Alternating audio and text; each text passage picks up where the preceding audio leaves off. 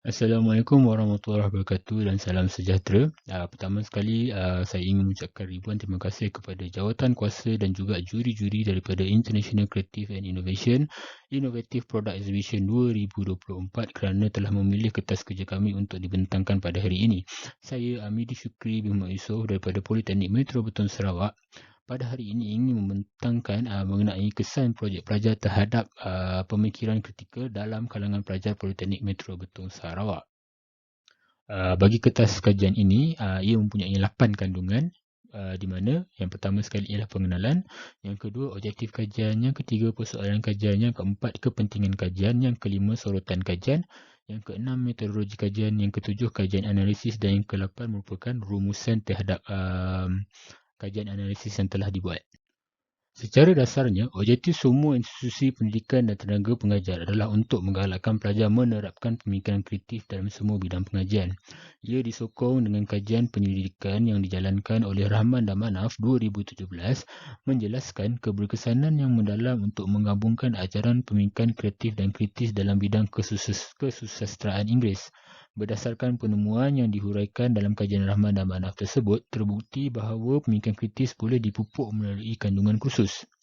Salah satu kursus yang boleh menjadi contoh di dalam pemupukan pemikiran kreatif pelajar di Politeknik Metro Betong Sarawak adalah kursus pelajaran projek pelajar, di mana tujuannya adalah untuk memupuk inovasi dalam kalangan pelajar.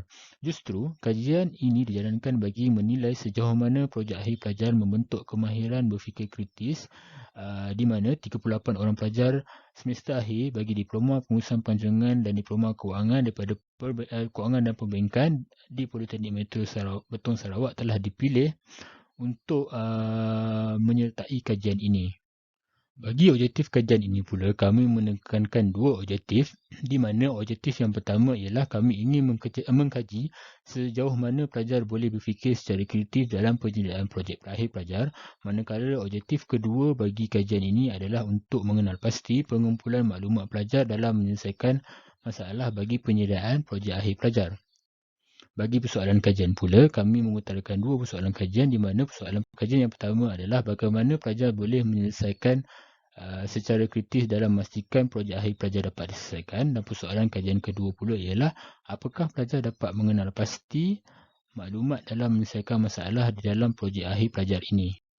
Untuk kepentingan kajian, kami mempunyai dua kepentingan, iaitu kepentingan kepada institusi di mana kajian ini bersedia untuk memberi manfaat yang besar kepada Politeknik Metro Betong Sarawak. Dengan adanya kajian ini dapat melihat sejauh mana pelajar dapat menyelesaikan masalah dengan berfikir secara kritikal dalam memastikan tugas bagi mendirikan projek akhir pelajar dapat diselesaikan dengan jayanya. Manakala kepentingan kedua pula ialah kepentingan kepada pengajaran dan pembelajaran, di mana kertas kajian ini dapat meningkatkan perjalanan pembelajaran dan pengajaran bagi pelajar semester akhir, khususnya bagi subjek projek akhir pelajar dapat dijadikan produk yang terbaik daripada semasa dan ke semasa. Untuk sorotan kajian pula, kami membuat 4 sorotan, di mana yang pertama ialah daripada Paul Elter 2020 dan juga MacPac 1990, di mana beliau menyatakan pemikiran kritis memerlukan keupayaan intelek individu, terutamanya dalam membina hujah logik. Manakala sorotan kajian yang kedua pula daripada Dewey 1964-1966, di mana beliau menekankan kepentingan pemikiran kritis sebagai puncak pemikiran reflektif dan penyelesaian masalah, dan juga pemikiran kritis juga dipengaruhi oleh pengalaman peribadi. Manakala Kamal 2017 dan Syazaitul Azrin dan Maisarah 2015 pula menyatakan pemikiran kritikal perlu dirancang secara beransur-ansur, iaitu daripada asas kepada kompleks, dan kebanyakan sorotan yang dilihat oleh pengkaji menyatakan strategi pengajaran guru mempengaruhi proses pemikiran pelajar. Dan yang terakhir sekali, Ernie Yuzi 2015 menyatakan berdasarkan taksonomi Bloom, 4 tahap kognitif yang berhubung kait dengan pembinaan item kebat ialah aplikasi, analisis, penilaian dan reka cipta dapat mempengaruhi pemikiran kritis pelajar. Bagi metodologi kajian pula, jenis kajian yang kami jalankan ini ialah kuantitatif. Reka bentuk penyelidikan yang kami gunakan ialah persampulan kebarangkalian, di mana kami mensasarkan hanya 38 orang pelajar semester 5 bagi program diploma pelancongan dan diploma perbankan kewangan. Data instrumen yang kami gunakan ialah menggunakan Google Form. Analisis data kami menggunakan deskriptif dan menggunakan score mean untuk menganalisis data yang kami dapat daripada pelajar-pelajar terbabit. Instrumen kajian yang digunakan bagi kajian ini adalah satu set soal sidik yang telah diambil daripada kajian yang lepas dan diperakui kesahannya mengandungi dua bahagian, iaitu bahagian A, demografi pelajar, di mana bahagian ini mengandungi 3 penyertaan bagi mendapatkan maklumat mengenai latar belakang responden, iaitu jurusan, jantina dan juga bangsa. Bahagian B pula adalah sebanyak 10 item dan item adalah seperti berikut. PK1, mahir untuk mengenal pasti masalah atau isu. PK2, mahir untuk membuat inference atau kesimpulan tentang mengapa masalah itu wujud dan bagaimana ia boleh diselesaikan. PK3, mahir untuk mengumpul maklumat atau data tentang isu sesuatu perkara melalui penyelidikan. PK4, mahir untuk menyusun dan mengorganisasikan data dan penemuan. PK5, mahir untuk membangunkan dan melaksanakan cara penyelesaian sesuatu masalah. PK6, mahir untuk membuat analisis penyelesaian yang berkesan atau tidak berkesan.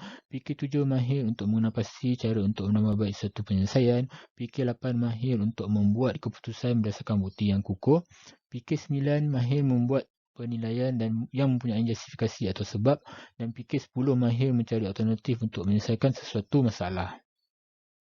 Seperti yang dinyatakan di dalam awal kajian tadi, kami mensasarkan 38 orang pelajar di mana dua program, iaitu Diploma Pelancongan dan Diploma Kewangan dan Perbankan, di mana pelajar bagi Diploma Pelancongan seramai 26 orang, manakala pelajar bagi Diploma Kewangan dan Perbankan seramai 12 orang, dan jumlah keseluruhan pelajar ialah seramai 38 orang. Untuk jantina pula, sebanyak 25 orang wanita, 13 orang lelaki. Untuk bangsa pula, 29 orang mewakili bangsa Iban, manakala 9 orang sahaja mewakili bangsa Melayu. Untuk tahap kemahiran pendidikan kritikal pelajar, jadual membentangkan penilaian kebolehan berfikir kritis yang ditunjukkan oleh pelajar yang mengambil subjek projek akhir pelajar. Terutama item PK7 memperoleh skor min tertinggi, iaitu 3.97, menunjukkan kecekapan dalam mengenal pasti jalan untuk mempertingkatkan penyelesaian. Ini diikuti rapat dengan item PK3, PK5, PK8 dan PK10 masing-masing dengan skor min 3.95. Secara rumusannya, dapatan ini mencadangkan bahawa pelajar yang mengambil mata pelajaran projek inovasi mendapat kebolehan untuk menjalankan pendidikan dan mengumpul maklumat yang berkaitan serta membangunkan dan melaksanakan strategi penyelesaian masalah yang berkesan. Pelajar memperoleh kecekapan untuk membuat keputusan yang wajar berdasarkan bukti yang kukuh dan meneroka penyelesaian alternatif. Secara keseluruhannya, kemahiran berfikir kritis mereka disifatkan sederhana, mengenai skor min jatuh di bawah 4.00, di mana kami mengambil daripada Najmuddin 2009. Walau bagaimanapun, kajian ini juga mendedahkan subset pelajar yang berkebolehan berfikir kritis mereka tidak meningkat walaupun mereka terlibat dalam projek akhir pelajar. Perbezaan ini mungkin disebabkan oleh berbagai faktor termasuk latar belakang individu dan kalangan lain kepada pemikiran kritis. Penyelidikan terdahulu oleh Purvis 2009 dan juga William Stockdale 2003 juga telah menekankan banyak faktor yang menghalang perkembangan kemahiran berfikir secara kritis. Dengan berakhirnya rumusan ini tadi, itu sahaja pembentangan yang dibuat oleh saya pada hari ini. Sekian dan terima kasih saya ucapkan sekali lagi kepada International Creative and Innovative Product Exhibition 2024 kerana memberi peluang kepada saya untuk membentangkan kertas kerja saya pada hari ini. Sekian, terima kasih.